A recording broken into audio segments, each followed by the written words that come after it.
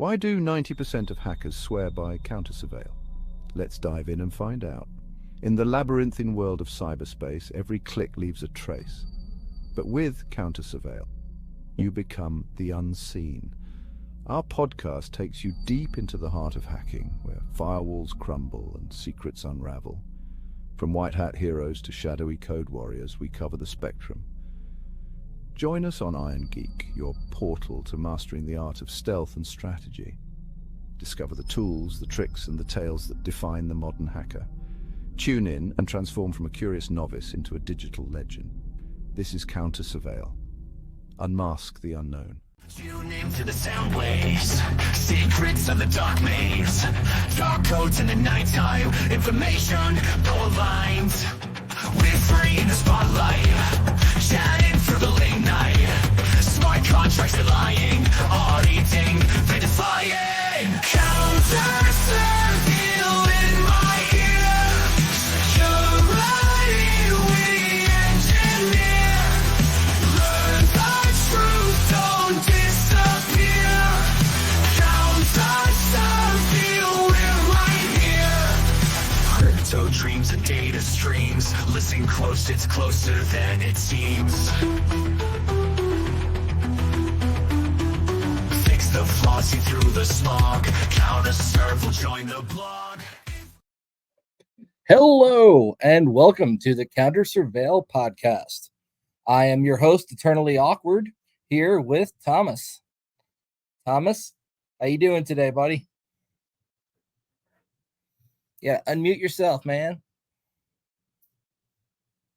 I didn't know I had the power to do that. There you go, I'm learning today. Welcome. We're also going to have Sledge here very shortly. He had to reboot his computer because of probably all the porn that he's been downloading on there lately. Yeah, that guy. But hopefully he'll be here shortly, and then we can get going. Today, we're going to be covering a couple of topics. The first one being the recent Crowdstrike issue that took down a very large portion of Windows machines all across the internet. We're also going to be talking about a few other internet security-related topics. And, of course, the importance of 321 with backups. Thomas, how's your week been? Well, it's been all right. Not eventful at all. Nothing eventful happened at all week. Just boring Not at all all. week long. Nothing. Oh, man. My Friday DC 404 was the most eventful thing. Oh, 404? What'd they talk about at the local meetup? It was Sester talking about security from the CISO perspective. Nice. I missed my pen 702 testing from the meetups. CISO perspective. I just moved this past week myself out to Utah. And interesting place so far. I'm enjoying it. I'm making some good connections out here. And other than that, Friday's CrowdStrike incident was certainly interesting, I think, for not just me, but many, many people in the industry. Many of us woke up with our work computers just not working at all and trying to figure out what the heck was going on there. Well, some people out in Australia were just laughing their butts off, just waiting for us to have to deal with the crap they'd been dealing with. All in all, very interesting week so far, starting from all the way last week on Friday. I know a lot of companies are even still recovering to now, and might take them even longer because, with the remote workforce and a lot of people having laptops that they were sent to their houses and not necessarily having rights to decrypt BitLocker on those. A lot of companies are printing out BitLocker keys and sending them to people and trying to walk them through over the phone how to delete that file.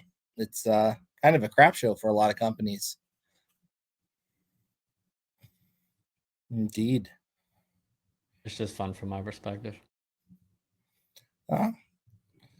I imagine it's not fun for a lot of people out there right now having to deal with this crap. And No, not at all. This is an absolutely terrible situation. Some people are calling it the largest cybersecurity incident in history. It reminds me of that scene in Hackers where Nikon's talking to Zero Cool as he's outside his house. He's like, "Wait a minute, you're Zero Cool. You crashed 1,504 computers in one day. This is the biggest crash in history, man. You're a legend." But no. Now it's CrowdStrike, and they crashed millions. I I tend to be a bit facetious. Like there's, sending out just null bytes or whatever, and a file containing nothing, and it taking down this many systems is it's amusing in a technical sense, but it's also upsetting because someone was saying like, I wonder how many machines were affected. I was like, well, the real issue isn't how many machines were affected; it's how many businesses were affected, and that's where it gets a lot less funny because it's not just you know CloudStrike. It's not just their customers and clients. It's all the businesses that rely on all of those businesses. And now when livelihoods are at stake, it's a lot less amusing. But what I do find interesting is the number of people who are arguing over whether it is a security incident. And I'm like, how is this not a security incident? Like, you don't have that argument when you're talking about insider threat. Like, it doesn't matter if it was malicious, if it was intentional or not. Insider threat is insider threat, and it's something you learn about when you're studying security. So, very clearly a security issue. CIA availability, all that kind of stuff. I've seen a lot of that argument or conversation going around, and that's what I'm mostly amused by. It's just people's reactions to it that I'm like, one, why is this even a conversation? We have way bigger things to worry about, but here I am talking about it. I mean, it's certainly not the conversation people should be having about it. I would argue that some of the conversations people, at least in the industry, should be having is what's the risk of giving a third party the ability to remotely update a product that can take down computers? I think Marcus Hutchins had a great blog about this very thing on his LinkedIn, talking about back in 2005, Microsoft took away the ability to do kernel mode drivers for a lot of people, unless you were willing to spend a lot of money to work specifically with Microsoft and run certain things by them. And a lot of people just decided to do it their own way. And now we've got these products, these EDR products that are able to make very, very critical updates to a Windows computer that can crash it if they screw up the update. And the default configuration doesn't allow people to, well, it allows them to, mind you, but the default configuration is going to auto patch that. And like they put out a new version, it gets pushed into production immediately. It's kind of scary to give a third party the ability to remote update critical things on your Windows boxes throughout your infrastructure, not just your users' machines, but your Windows servers too. And I mean, there's an argument there if it's needed for security, giving them the ability to remotely update their product, even though it's in your environment without running the patches by you first, could be a good thing. But I think now a lot of people are reconsidering that after Friday, man. That was crazy. Sledge, welcome, by the way. Your mic might be muted. No, audio is not really all that important in the podcast anyway. Where'd he go? And he's gone. Yeah, I saw his video for a second, then he disappeared. Well, it happens. I'm sure he'll be back. My biggest thing I'm thinking about with the CloudStrike incident is a lot of organizations, they want to outsource as much as they can in terms of security, which you can only do to such an extent. Any amount of IT, any amount of security, it's like you can't really, and you can't outsource responsibility at the end of the day. Like you're going to be accountable for whatever happens in your organization. But somebody's responsible all the time. Usually the buck's going to stop with the CISO. But I don't think too many CISOs are going to take too bad of a hit, other than maybe the one from CrowdStrike themselves over this.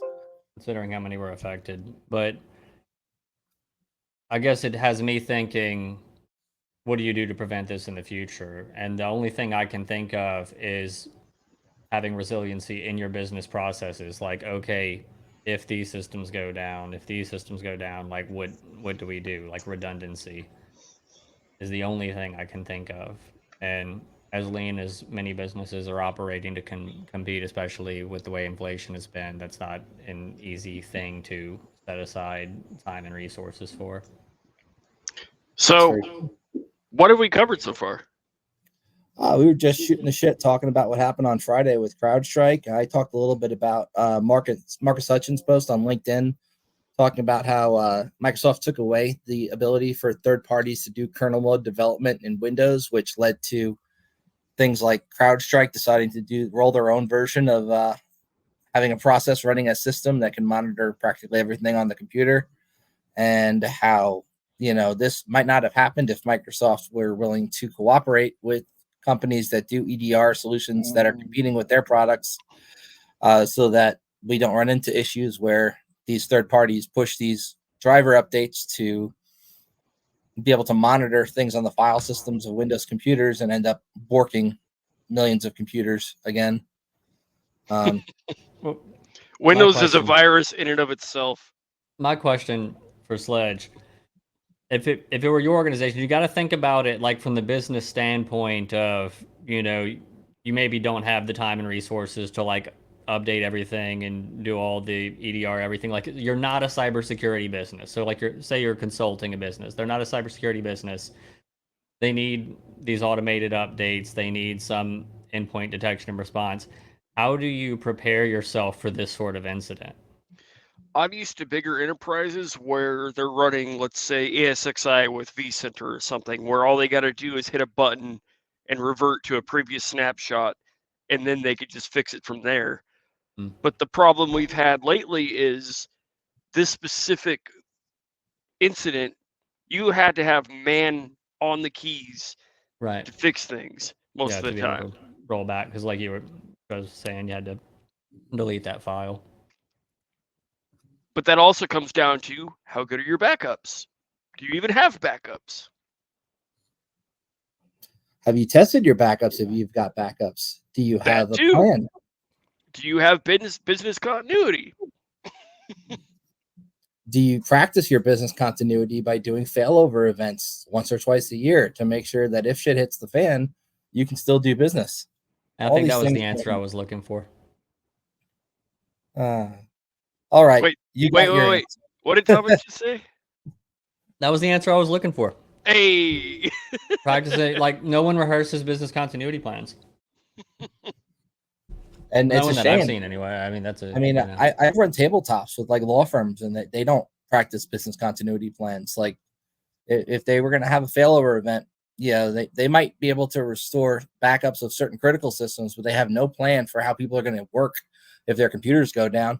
They have no plan for like alternate locations if they have people who are working on site. If, say, an earthquake happens, I guess they'll just be down. It's scary when you realize a lot of these companies that a lot of people rely on don't necessarily have a plan if shit hits the fan. And we saw Friday shit hit the fan pretty bad, and a lot of stuff was down, a lot of people affected. And that's just one product. It's not like Crowdstrike's on everything. Crowdstrike's one EDR solution out of many that just happens to be very prevalent, especially in the government sector and in a lot of Fortune 100 companies, mostly probably because the volume licensing they've got going is a pretty good deal for companies. So if you're a big company, it makes sense to go with CrowdStrike over maybe another one that costs more per unit. It does checks the boxes. I was on the phone with a buddy today, and I was like, why were you picking CrowdStrike over Carbon Black? And he was mentioning the license bundles they got going on. Yeah, and they also are pretty good at the kickbacks, from my understanding, as far as like, hey, you're a CISO, you want to sign up with us? Well, you also get to go to our free golfing event, and we'll give you tickets to the latest premiere of movies and all this kind of bullshit. Yeah, they'll wine and dine you. That's one of my concerns about this industry is like there doesn't seem to be any controls in place for people who pretty much just take bribes to go with a certain vendor. If I were CISO, I probably wouldn't be complaining, mind you. I would argue that's in the industry, though. Right. I tend to agree. I get that. That is kind of how vendors work. But I think most companies should have a plan in place where, like, if you take a gift from a vendor that's like more than $100 in monetary value, that you need to document that somewhere, and like internal audit or somebody needs to go over and look at that and be like, hey, I noticed we renewed with this company, even though another company has a way better deal. Same product, same in the kind finance of industry. Technically, that's regulated already. Yeah. Is it? Like anti-bribery laws or whatever it is. Everybody, when you get like Fortune 500 or whatever, that's part of their corporate training for the HR stuff. Yeah, I know the company I work for certainly has that as a thing that you need to do, but didn't know many other companies did. That's good. I know that stuff's heavily regulated in the finance industry, but I'm not an attorney and I don't know the exact rules for just like generally public traded companies. Yeah. It applies to them heavily. Does Yeah. it? All of them? Regardless of Believe it or not, I industry or passed any the of that? SIE, but I don't remember all of that. Securities industry essentials. And So the do y'all memes. have? Oh, go ahead. Sorry, didn't I mean was to gonna cut you say, off so there. so what are your thoughts on like endpoint detection and response, EDR? Like that is something a lot of companies need. So what is your generally recommended approach? Obviously, it's going to depend on the specific organization, but are there certain tools and practices that you prefer? Well, if an EDR becomes the malware, does that mean you need 2 EDRs?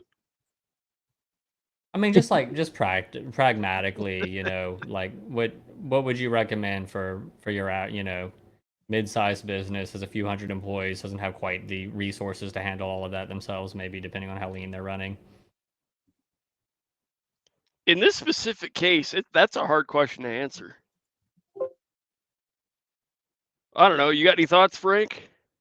Yeah, I mean, it really does depend on the company, their budget.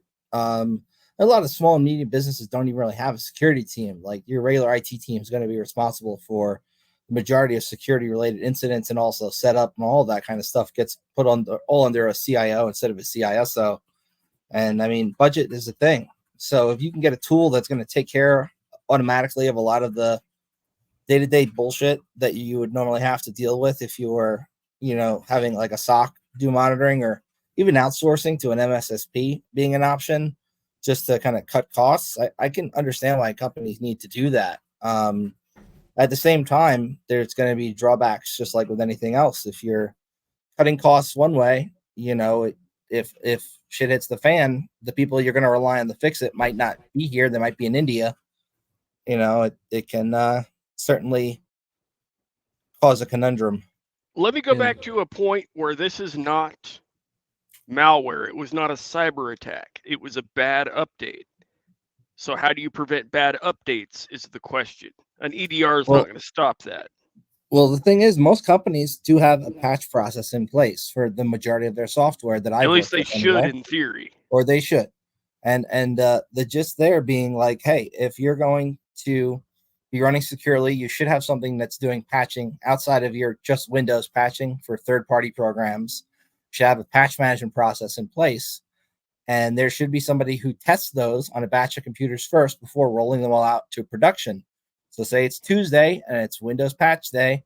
All the new Windows patches come out. Before you deploy them to all the computers in your company, get a subset of those computers, less important ones, maybe backups of production servers rather than the actual production servers, not the core user group, but maybe some test users that you've designated on like a desktop team or something, and roll it out to them first and make sure that they're okay for a day or two before you then roll that patch out to everybody. It's not the first time an EDR type product has had this happen. It happened with McAfee a few years ago. Cough, McAfee. It's actually the same guy, ain't it? I wouldn't be surprised. Former CTO at McAfee, if I recall correctly. Yeah.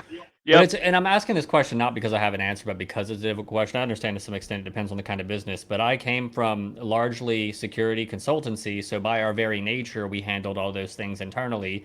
We had experts for those things internally, and I'm just thinking about it. I guess regular imaging and being able to roll them back, maybe that helps, but does it, like when you're, if you can get to the server, because BitLocker and all that kind of stuff, for the distributed systems, it becomes more difficult. That is another conversation, but for a quick caveat, when it comes to backups, cost of storing those backups becomes a big issue. If you're going to do the 3-2-1 rule, you should have also an offsite backup that you rotate like once a week. You should have on-site backups that are daily. So the worst case scenario is you lose a week's worth of work, and it can roll back, which can be devastating in certain industries. But other industries, okay, people need to redo a week's worth of work. It really does depend on what kind of work you're doing there to implement what kind of backup plan you should be implementing. And a lot of people, from my understanding, don't even test their backups, like I said before. So if you have a backup and you don't know if it's going to be good, if you have shit hit the fan situation, and when I say a backup, I don't mean one single backup file, one place in the cloud for one computer. You're going to have multiple computers, and like Sledge pointed out, the cost of storing that, it's a full copy of usually a server, and then incremental backups on top of that with the changes that have happened since that checkpoint. So you're dealing with a lot of data storage, and if that's going to be in the cloud, if you're putting it in Azure, if you're putting it, in some place where retrieving that data is expensive. I know storage tiers help with that sort of thing too, with blob storage and all that. Yeah, I used to work in a data center where people would have us copy off all their stuff and put it on tape drives, put it in a safe, and Brink's secure truck would come pick it up, and we rotate it out every day. That's serious backups right there. But what I'm thinking about now is like having servers that are so mission critical that now I can't afford to outsource detection and response on those. I have to handle it internally. So maybe I can use these EDR solutions for these systems, but for these couple, we have to have someone internally maintain them. And I said distributed systems earlier. I mean, I guess that would be an issue too, but I'm thinking I meant the remote systems. Like you said, like you've got remote employees, they have systems at home, having a process in place to handle that. Man, that sounds like a pain to rehearse, but might be the sort of thing that needs to happen unless you can just say, maybe they're down for a day or two and we're willing to eat that cost depending on how your business is operating. Mm-hmm. And depending on the industry, being down a day or two can be an astronomical cost. Millions a minute. Right, but some of them can handle it. It's like if some of the remote workers can't remote in, oh well, as long as we have these servers up, we'll keep the lights on for a few days and eat the cost. Yeah. One of the things on my mind was, how did these guys do it or fix it en masse? Like, were they using like IPMI or something with the script, or were they having a bunch of hands on the ground running around doing the safe boot and doing that script and all that? It's being handled differently by different companies depending on their solutions they've got in place. Like if you've got autopilot, there are options there to tell your users, hey, you can do a restore and it can put stuff back mostly the way it was. But it really does depend on the setup, the patching setup. I mean, you're talking about Windows crashing as soon as it boots up with a blue screen. And from my understanding, also, some people said if you just reboot enough times, it's like a race condition. Sometimes it'll go and grab the update before CrowdStrike protection kicks on, and then you won't get the blue screen. That's actually an exploit that I just saw on GitHub 30 minutes ago. Wouldn't necessarily call it an exploit, but yeah. We'll call it a trick. It's a trick, yes. And the memes from this alone have been pretty damn good. I mean, I want to do like a meme review if you guys are okay with that. Just going over some of these CrowdStrike memes because they were pretty good. You just gonna go over my Facebook page? No, I could do that, or I could just do what I already did, which was steal them off your Facebook page, as well as from our Signal group, and upload them here so that I can just put them on the screen and we can talk about them. The one where I said patch or re-image all the things, I actually made that one. Oh, you should upload that over on the side panel under brand, and then we can put that one up too. Actually, not a bad idea. Looking at the CrowdStrike blog, if I'm reading this correctly, it says CrowdStrike has corrected the logic error by updating the content to channel file 291. No additional changes to channel file 291 beyond the updated logic will be deployed. This is not related to null bytes contained within channel file 291 or any other channel file. But I wanted to address these comments. Got a couple comments. Yeah, go ahead. So Diego, one of our clients called me to fix CrowdStrike, so I looked in the sys file, changed the sys name to another name, and it works. There's only a problem with the file name. Can you explain? I think that just caused the file not to be processed. I think that's what you did there. Yep. So their official guidance was to delete that sys file. And one of the reasons a lot of companies were having trouble with that was BitLocker. There's a URL you can go to. That was my next question. And I can only go off of what I'm reading because I didn't get to deal with any of these systems personally. I'm not working for anyone that was affected by this because I'm not working for anyone. I haven't heard anybody say anything effective when dealing with BitLocker yet. Yeah. When you're dealing with the Microsoft ecosystem, if you set it up one way, you can actually retrieve your keys, Like your if you know BitLocker the key key, online. yeah, right. If you set it up with Intune, though, if they tried to lock it down, well, they disable users from accessing that key, which means you've got a lot of companies who followed what seemed to be very good guidance at the time of locking down BitLocker and not letting the employees have access to the keys, only for that to bite them in the butt later, because now all these employees need their BitLocker key to be able to delete this file to get Windows running again, and they can't. Like technical people can't get into their own computers because it's encrypted and they don't have the key. So I mean, it's a double-edged sword there. But And if you did I haven't. enable it, No, keep go going. ahead. Never mind. If you did enable it, you could go to the My Microsoft page and see your BitLocker key associated with your computer, which is what I did when I woke up in the morning and my computer was not working, and I went to Teams on my phone and somebody had posted the remediation steps. I booted it up. I got into command prompt. Like it's not real command prompt though. It's like Windows kind of with command prompt on top. Nothing else open. And then I navigated to the Windows folder where the Crowdstrike sys file was, deleted that file, rebooted, and was back up and running in 5 minutes. Whereas other coworkers were still struggling trying to figure out where to get the BitLocker key. And these are technical people, mind you. But if you don't know offhand like where that is, you got to Google it and then log in, and hopefully your two factor's not on your computer. But yeah, that would be astronomically stupid if you were doing that, But some people do. And I was then gonna say, like half an hour ago, somebody sent me a link to a GitHub repo where that can cause a race condition that bypasses BitLocker in theory. I haven't looked at it yet, but sounds there used plausible. to be a way with bypassing BitLocker. If you set a registry key before reboot, it would act like it was going to get Windows Update. And apparently it could unencrypt BitLocker to pull down Windows updates before boot. And you could set this key and then tell it to run command prompt instead. So it would reboot into command prompt with system access. But I think they patched that out in Windows 10 a few months back. I don't know if it ever even affected 11. Oh, there's another comment. Maybe I missed something, but it is from Car Charadon. Maybe I missed something, but how they could not find the error in their sandbox environment. I mean, they pushed the update and almost instantly service crashed, right? How can we sue for their testing?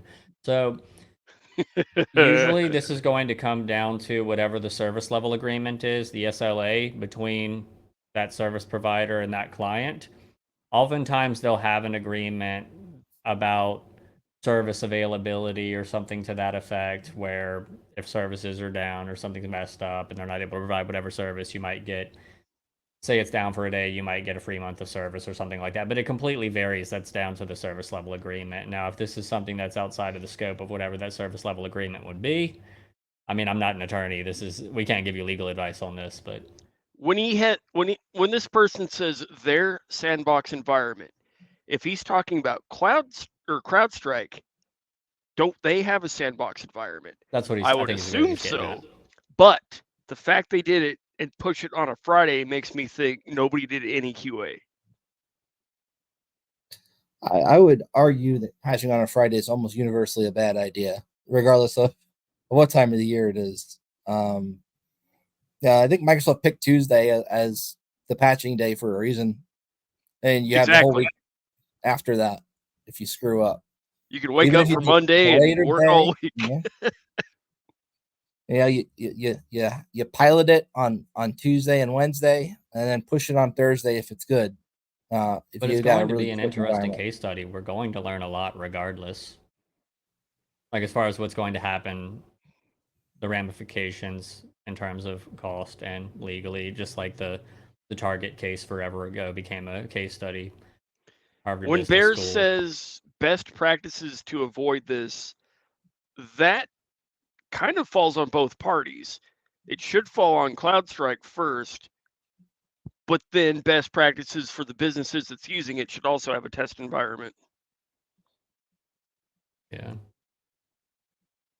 No, in I theory, agree. if they can afford it.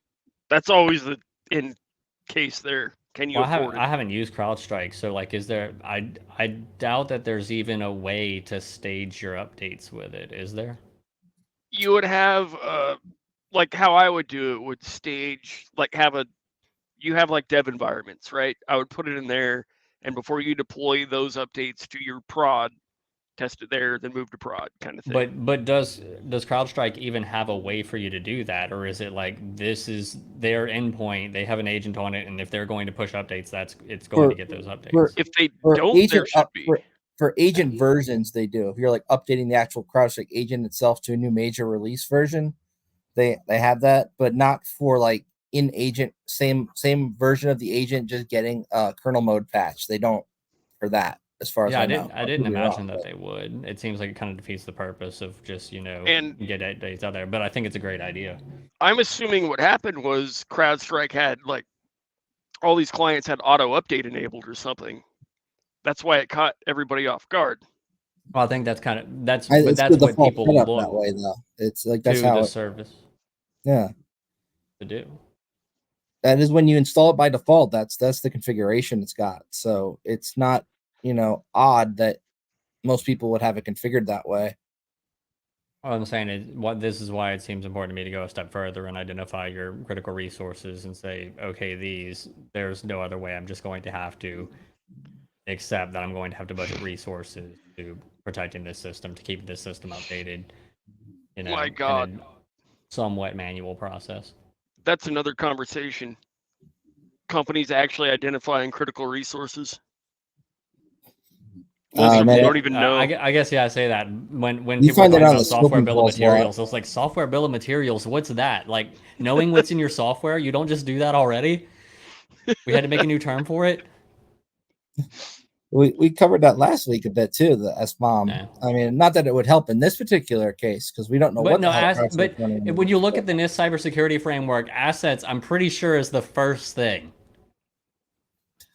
Sledge can probably tell you the same experience I've had on many scoping calls. When you ask a company what their crown jewels are, Yes, they crown tell jewels. you they That's can the usually word. tell you that. But if you ask what critical systems are, even the guy who's in charge of that's like, I don't know. It's like, well, would you consider your file server to be important? No, we use OneDrive. Okay.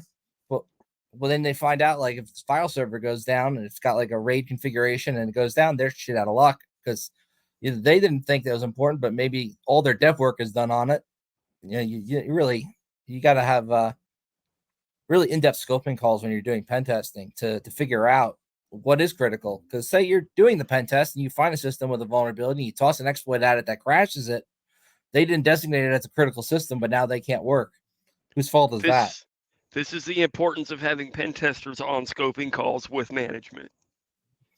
I can't tell you how many times I've had management take the scoping call because they didn't want me to chime in and possibly cause them to take things in or out of scope. And instead they decided to do it themselves. And we ended up, violating one of those rules that is in the, what's it called? The pen test execution standard, the one that's scope creep, because they promised the world to the client. And always you go into a test assuming you got like 100 computers on a small business network, and then there's 100,000 computers, and it's like, okay, well, that's a bit different, It happens a lot though. So, and then they don't know how to properly scope it. When you got a pen tester on there, they'll be like, okay, this amount of ranges. I know how long it takes to nmap scan. How fast is your network? We can scope out from there. It's like you got to know the right questions to ask. Yep. And to bring it back to CrowdStrike here, when they're installing a product that's going to be on every computer in an environment, especially the Windows server computers as well, there's got to be a contingency plan for what if that freaking product destroys everything, which can happen. We're thinking about it now. Imagine there was a supply chain attack that had hit CrowdStrike instead, right? And instead of there just being a fix where you delete a file, everybody's shit was just ransomware. That can happen. Or actually turns into a rat that nobody can detect. It already is a rat, mind you. CrowdStrike has the ability to remote into everybody's computer from the management console. I'm just saying, if somebody gets access to that, I mean, they have API access to CrowdStrike. Also, that's usually enabled by default. And imagine somebody found a vulnerability in that API and was now able to remote into any company's machines that are using CrowdStrike. You know, it's scary when you think about the actual attack surface here. When you're enabling the ability for third parties to have remote access to your shit. that would be like Internet Armageddon all over again. It's like the Y2K thing, but better. This was Y2K, but real. Other stuff, yeah. I saw that meme and I was like, yeah, I didn't even think of that, but absolutely was. So I got some of the memes, and I'm gonna bring them up one at a time here. First one I think has got to be this one right here. Right. That's great, and that calls back to our point: did you actually have an ability to turn off the remote patching there for the kernel mode stuff? I mean, from my understanding, you didn't, but you might. A lot of end users couldn't. Imagine if even if you recover from a backup, you'd have to recover from backup and then disable the updates before you connect it to the network, or just do the same thing again. Yeah. Well, they fixed it. So. Yep. This one's pretty good too.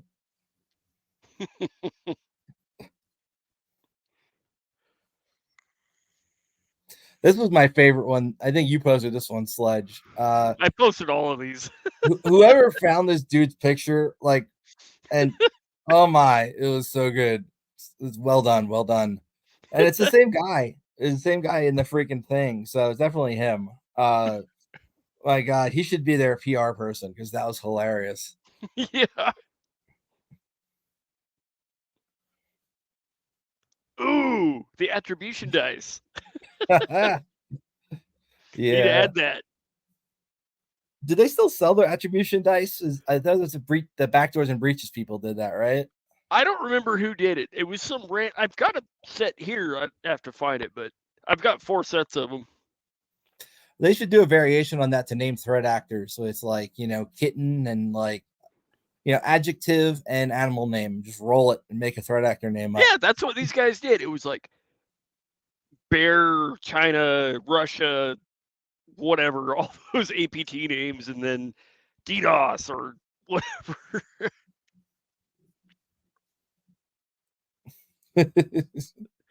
I like this one. It's the CrowdStrike update, Jerry. It's funny, but not that funny. That's the one I made. That's a good one. Oh, I thought about making that. It is a good one too. I like that. That's my favorite one.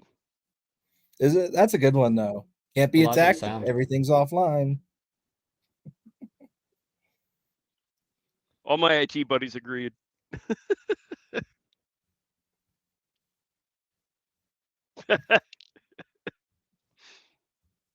How many people have you guys seen getting stuck at the airport for this crap? Oh, one of my friends got stuck at the airport for a day before this. We know a buddy that SummerCon was going on during. He got home. He got home a day before this all went down, and we were like, "Oh man, it could have been way worse for you. You lucked out. You didn't even know you lucked out." We've got a buddy that was stuck at the airport for like 2 days from this crap. It blows. I remember one of the speakers at SummerCon was like, "Yeah, I just managed to get here right before my talk started because my flight was delayed 3 times, and eventually I finally got on." But to be doing a security conference during this outage is just like, oh, that's horrible timing this year for SummerCon. And they decided to live stream it for like the second year ever. But the irony. Some sales.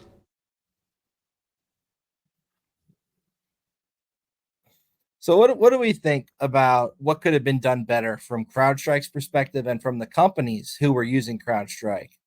If there were like a couple of key takeaways, guys, what would you think those would be? My biggest question is CrowdStrike QAing anything? Or do they just push it and be like, hey, test it in prod? Yeah, it's kind of, that's one of those things that would make me think about picking a different vendor. I know I've used some services where people have said, oh, they had an incident, they had a security incident, years ago. They had a couple um, breaches or whatever, and I'm like, yeah, that's fine. Like, I'd rather use the company that is aware that there was a breach. I'd rather use the company that reports that there was a security incident and has has taken some steps of remediation and has been public about them than the organization who is, oh, we've never had a breach. We've never had a security incident. And for me personally, I like knowing that they have a process. I like knowing that they make disclosures over the organization who has no idea that their, data is currently being exfilled. Technically, this was not a security incident.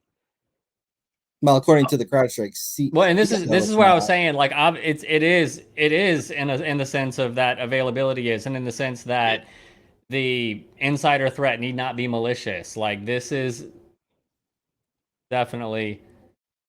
My point, though, is any EDR could potentially have this problem, and then the question becomes, what do you do about it if it brings everything down? And that's what I was going to say, that the difference between a company disclosing a security incident and this is this isn't something happened, but we're tracking it and we're taking steps to fix it. This is, our processes need to be called into question in the first place, like, seriously. And I can't, I may not be able to risk this happening again, so I'd rather go with an organization that hasn't had this issue before. But now that we see that it's possible, it's going to be on the back of everybody's mind when they go to buy an EDR solution. Well, yeah, and this is like, it could happen all the stuff that we talked about before. Everybody. Knowing what your critical assets are, being willing to perform some of those updates manually, air gap things, backup things, and use your different storage tiers, because I know it gets expensive, but a lot of places are just throwing everything in the cloud and they're not actually using different storage tiers. Put it in an archive tier, right? If you're not going to need to access it for a while. And but just risk management, understanding how much of a risk you're willing to accept, because at some point it may make sense that for certain remote systems, like, okay, they might be down for a day or two, whatever. Some people did utilize this for DNS squatting and used it to push fake patches or whatever with malware in it. Did you guys see that? That I didn't see. What I did see was there were a bunch of domains set up for Indian tech support scammers almost immediately for people who are looking how to fix the CrowdStrike issue. And people were literally just handing control of their working machines, ironically, over to the tech support scammers with the intention of them using their working and up machine to help get other users on a network fixed, which is dumb on so many levels that anybody would even fall for that, let alone it's like, hey, not only do you have half your computers down now, but you also have ransomware on the network because some idiots from your help desk gave access to some Indian tech support scammers.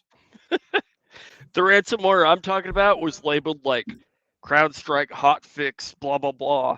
And you'd actually have to pay Bitcoin to acquire it.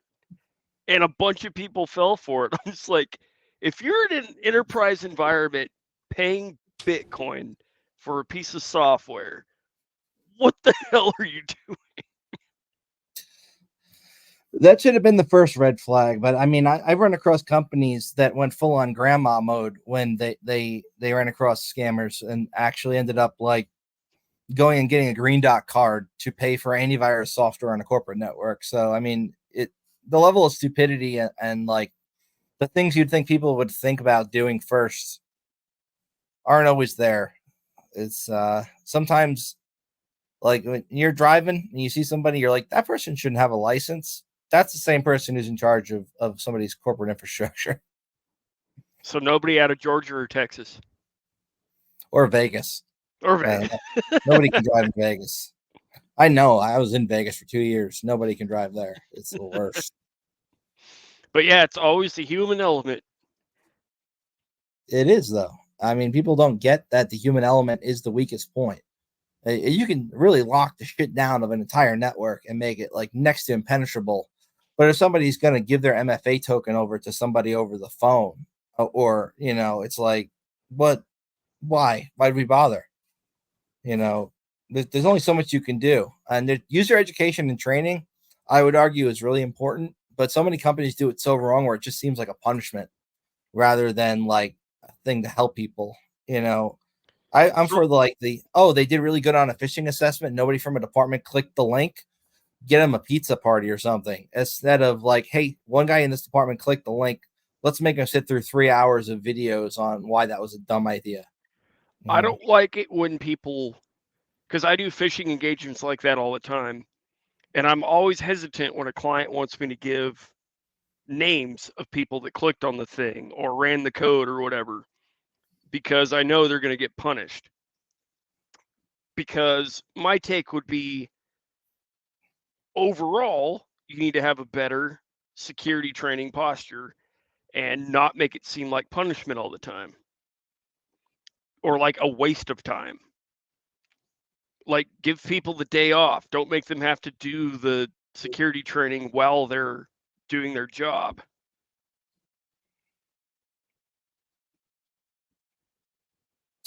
Guess how much redundancy is viable? Should you be expected to have an ability fallback to other kernel level antivirus? Or is it about client diversity, having infrastructure spread across many? That's a damn good question, and I don't have an answer to it. Maybe Sledge does. It's kind of irrelevant when your antivirus is the problem. I mean, true. Because Crowdstrike is, to my knowledge, level 0, ring 0. Yep.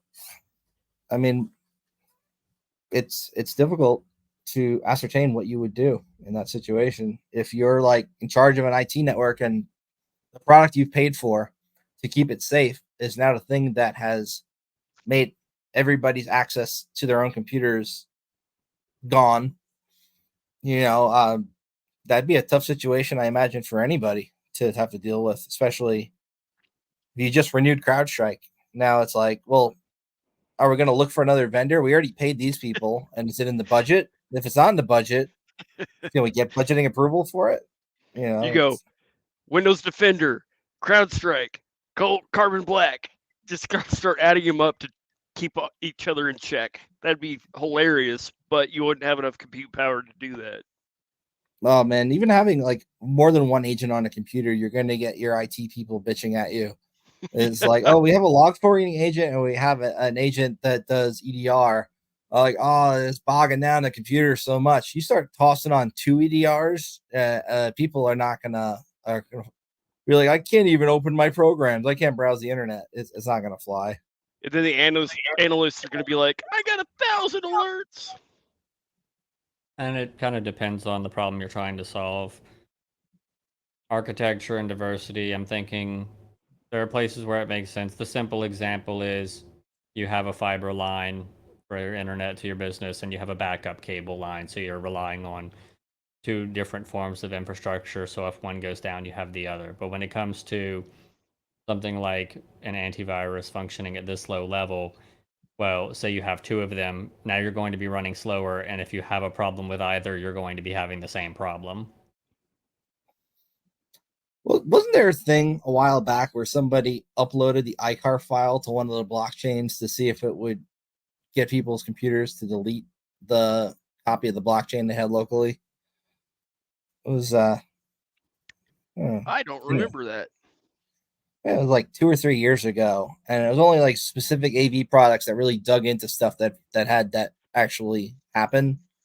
Not CrowdStrike being one of them, but unrelated. But this guy's question kind of reminded me of that.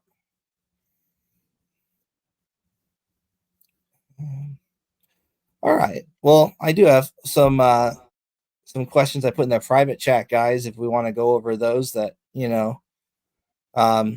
based on the details provided by the recent CrowdStrike software update incident. So, what's the full scope of systems and devices that are impacted is a question you might have to ask yourself now. And CrowdStrike has done a good job of reaching out to their customers, and they even put a dashboard up. You can see all the computers that were affected by the bad update and if they have been booted since then and have been resolved, which is, I guess, a good way of handling it. They have been very communicative with their clients, letting them know what happened and having the account managers reach out. It's not like people don't know. I mean, you can turn on the news and right? I do commend them for being transparent. They were straight up saying it's not a cyber attack. It was our bad. Here's how to fix it. That was slow clap for them. At least they did that much. But what if we find out it was a cyber attack though? Like a month from now, like some dude got a job. That would there, be crazy. like from China, and he just decided, you know what? Now's the day. That would be insane. That would be insane. It's probably not very likely, mind you. It's just fun to theorize. Scope and impact. My biggest thing with all that is I'm really curious how many lawsuits they're going to be dealing with now. How much damage that caused. And I wonder if there's something in their EULA that absolves them. This kind of shit does happen, though. There might be. I don't know. Should pull up the EULA. I can. So, like, when your company's affected by this, you got to ask yourselves how many customers and end users were experiencing it. What critical business operations did it affect? What services and sectors were disrupted? What's the estimated financial impact and cost of an outage like this? I mean, these are all questions you're going to have to ask as a company if you are affected. And you're going to want to know why it happened. What's the root cause? What specific technical issue in the software update caused the system crash? How did this logic or coding error make it all the way through their dev and QA environments and get pushed to production? Was there any software development lifecycle, SDLC, in place that could have caught this before it happened? And if there isn't, why not?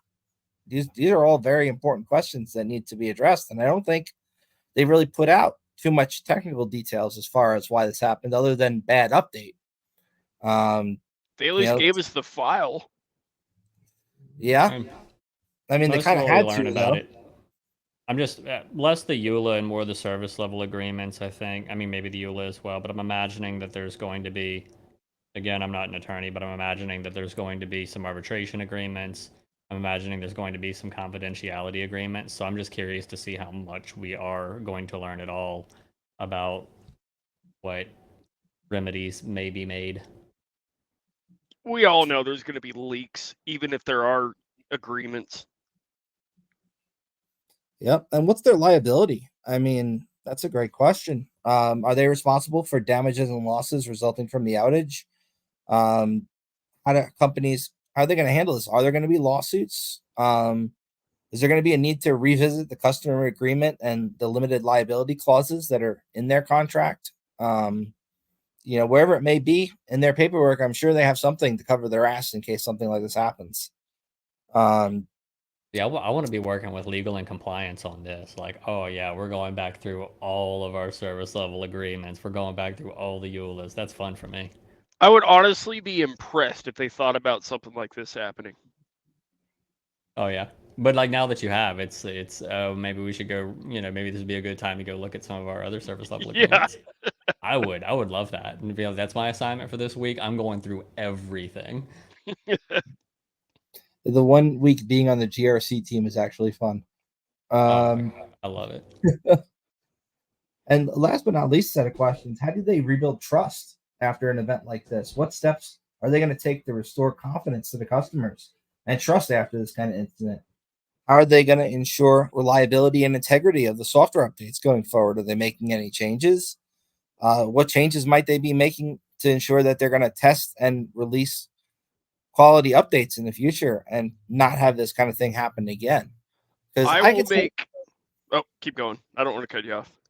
I could see it happening once, right? And it was really bad. Some people are saying the worst cybersecurity incident in history, even though some people are claiming it's not an incident. Regardless, it's pretty bad. And what are they doing to fix it? how are they going to restore your trust? If you're a company that's now, especially their sales guys over at Crowdstrike, I feel bad for those guys this week, especially if they're trying to work on renewals with a company. It's like, I wonder if they got leeway to give out discounts or something. But all these are questions I got here. Like, Sledge, you got any answers to any of those? Yes. So the way I look at it is they are being very transparent, and they are also too big and too embedded to actually fail. The stock price has already taken a dive, but it's going to come back right back up after everybody fixes it, because my intuition says nobody else has the time, money, or resources to replace them with anything else. So they're going to stick with what they know. But Right. CrowdStrike has handled this pretty properly. They fixed it. They've told people about it. Everything's good. You see their CISO or CEO, whoever it was on the news. You could tell he was having a bad day, drinking the water. Yeah, Like, yeah, he shit the bed on that interview. he was not having a good day. He pulled a Biden straight up. Oh boy, that's a good quote there. Pulled a Biden. I'm gonna have to put that one in my hat. Sledge, another question for you. If you are a pen tester nowadays and you are scoping for a company, do you ever ask about what kind of EDRs they're using? Does that ever come into play? Yes, all the time. If they will tell me. Sometimes they want it completely black box, but I like to have as much information as I can as like assumed compromise. Assumed compromise is a really good way to look at your network too, in my opinion. If you're running from an assumed compromise, what's the word there? Standpoint, view? I don't know. But if you're assuming there's already somebody on the network who shouldn't be, you're taking extra steps to make sure certain things are not talking to other things, and you're monitoring things way better than you would if you're assuming that once somebody's in, everything they do is good. That's why we need like zero trust and network segmentation at a minimum. I think like if you were going to build the network from the ground up today, a lot of the people would build it very differently than a network that was only built 5-10 years ago. If you were starting from scratch, the architecture designs and the way you're going to build stuff out, what's going to be accessible, where it's going to be, who can access it, ACLs and all this kind of stuff is going to be way different than a lot of the pre-existing networks are. And if they want to bring themselves up to speed, it's not always just a matter of buying a tool. It's an entire mindset reset on how they're going to approach security and who's going to have access to what system. It used to be like you toss up a VPN, and once they're on there, anybody on that VPN, if they've got access to the thing, they can get to it. But the way that all these zero trust solutions work instead are like you're going to have a list of people, and these people are going to have access to these resources only when they're connected, and anything else they try to get to is going to be blocked. So that which is not explicitly allowed is denied, which is the way I think it should have always been. But in the olden days, you get on the company VPN, you can pivot all around and get to domain controller, pretty quickly. You find an account with like an SPN, that's got domain admin. You Kerberos that shit, and your DA and your job's done as a pen tester. Now they're redesigning stuff and making it a lot more difficult. But I wouldn't call it difficult. It's still pretty easy. You have to say that because you're. Well, I mean, it's all you do. Yeah. Anyways, if this was my whole life, it's all I do. It's all I know. Sorry, Sledge. We're all switching to Linux now, and everything's gonna be super secure. You're out of a job. Like me and music. If only people paid for that sort of thing. Windows 10 is in October going to be end of life, and they're going to start charging for updates to that. I don't know any company that has completely gotten rid of Windows 10 in favor of Windows 11 yet. Do you think that's going to actually drive adoption to Windows 11, or people are just going to pay for updates? Oh, I think it's going to be what it always is. It's going to be a bunch of companies update because they can, and then the United States military says, we're not updating. You're going to keep supporting this operating system. Pretty much. It's like the days of XP.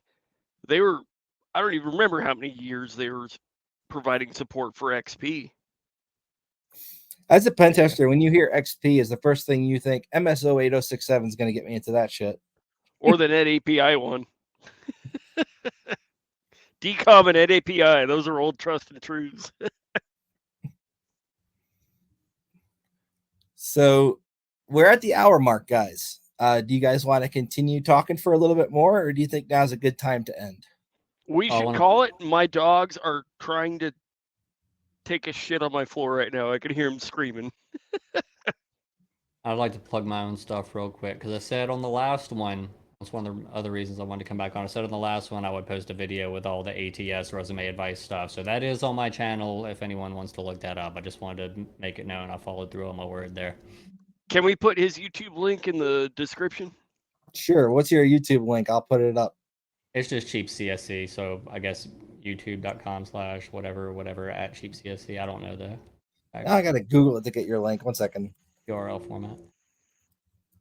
URL format. Yes. I was going to put it in XML format. Yeah. That totally would have worked. Well, I forget how it is because, like, like LinkedIn is like LinkedIn/n/your name. I don't remember. Oh, that was weird. Okay, I got it.